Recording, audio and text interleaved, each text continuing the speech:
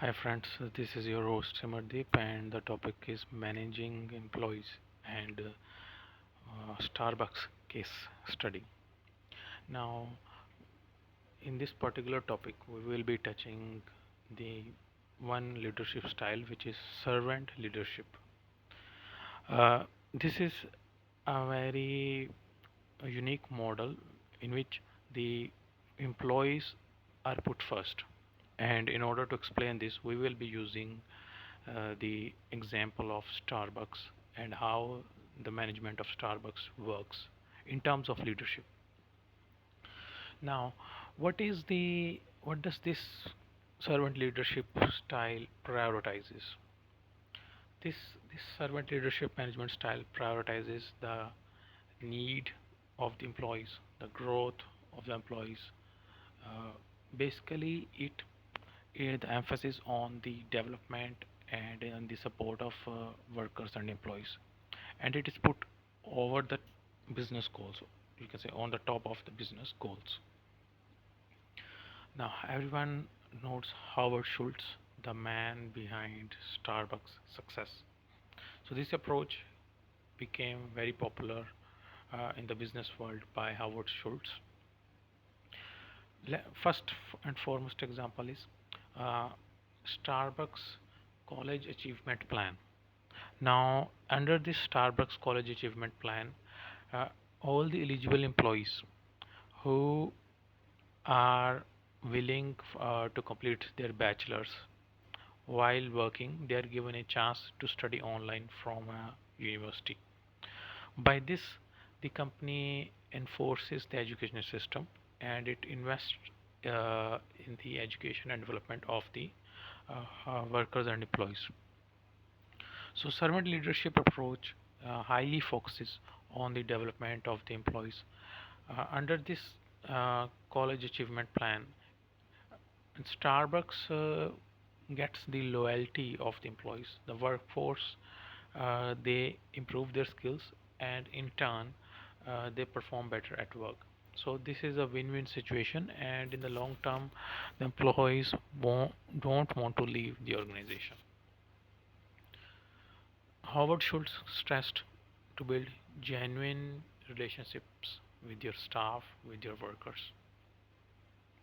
Now, Schultz's behavior uh, while doing management is of humility, empathy, and willingness.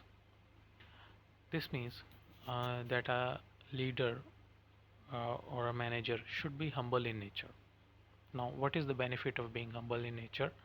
If a manager is humble in nature, then the colleagues, the juniors, uh, they would imitate him, and it passes on a positive culture.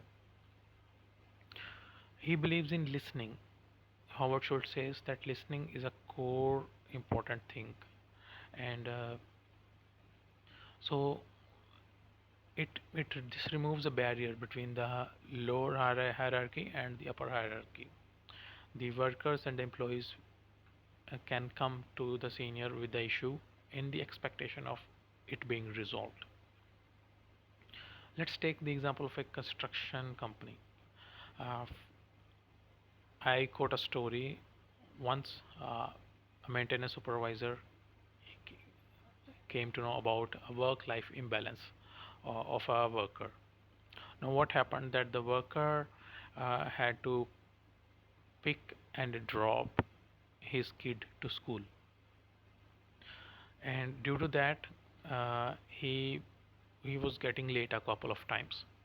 Now, the ma- maintenance supervisor noticed the timesheets that this person is uh, late in a consistent way, and also the worker paid fines and was under stress.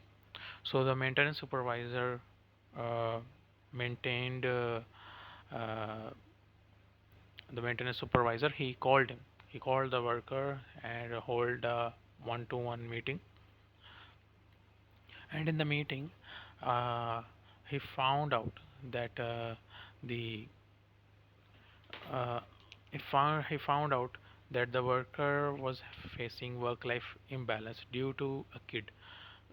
So he gave him some adjustment. An adjustment was made, and the worker, uh, on the other hand, the worker compensated for the time lost in some other way on his day off, or he, he did some, you can say, extra work on one particular day.